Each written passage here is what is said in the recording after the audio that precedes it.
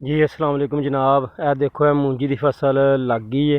ठीक है जी, यह तुहानू नज़र आता होना माशाल्लाह मूंजी टुर पई है। जिनका जोड़ा एक एक तीला लाई दा वा है तो ये माशाल्लाह देखो दो दो तीन तीन तीले बना ले ने। ये जिन्ना गेती पनीरी बीजी सी वो माशाल्लाह ये देखो 1.5 एकड़ लगी खलोती है।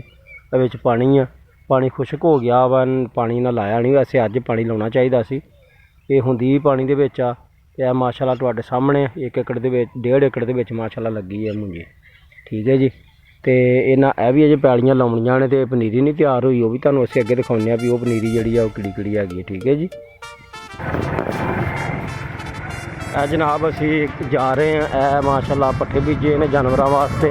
वो अगे सोलर प्लेट लगियां ने, सोलर का सिस्टम सारा ही ए जनाब तुहाडे सामने लेवल हुई है पैली। ए दे नाल ही पनीरी है माशाल्लाह। ये अजे छोटी छोटी आ तो ये जनाब ये लाउनी आ अजे होर 10-15 दिन हो गए माशाल्लाह तैयार होनी है, फिर लगनी है।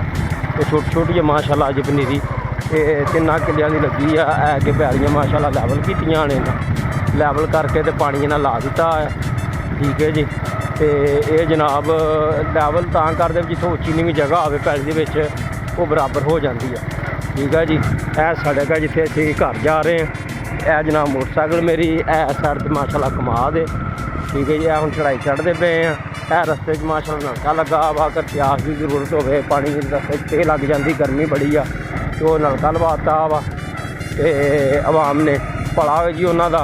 यह जनाब इस तरह बाण बना देते हैं कणकों तो बाद पानी शानी दे के इतों ही इनू जिन के पानी लाना आ, पानी ला के इन्हू छड्डांगे, फिर यदा कद्दू होना है, कद्दू हो गए तो फिर ये माशाल्लाह तीला तीला जोड़ा वा वो मूंजी का लावांगे। ठीक है जी, यह अगे माशाल्लाह मोटा कमाद आ गया फिर। ठीक है जी, यह माशाल्लाह नज़र आता होना तुहानू। तो अगे जंगलात टालियां दरख्त इसकी मसवाक भी हो जाती है। तो माशाल्लाह खाल दे उत्ते है।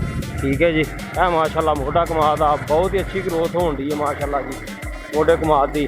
तो अगली साइड से भी ये नाल ही मोटा कमाद है, ये जरा माड़ा आ तो वो माशाल्लाह परला कमाद जिहड़ा सी वो ठीक सी। तो अगली वीडियो इंशाअल्लाह ताला फिर हाज़िर होवांगे। फी अमान अल्लाह जी, अल्लाह हाफिज़।